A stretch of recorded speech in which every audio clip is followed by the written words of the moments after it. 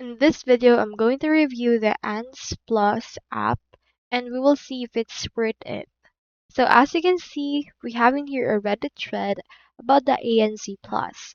So people have seen mixed comments about this new application, but this user doesn't see anything wrong with it entirely. So let's see and review ANZ Plus. ANZ Plus is used by this user for savings.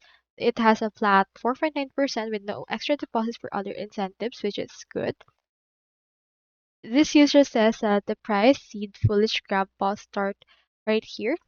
And you can see right here that that's all coming to an end on a certain date, so there's not actually much for it. So many of these banks have requirements. So these are designed to trick honorary callers out of bonus interest payments, as stated by this user. So as you can see, only gives you the best interest rate for a certain time. So it's actually up to you if you will still grab it. So that's all there is today, and I hope this video helped you out.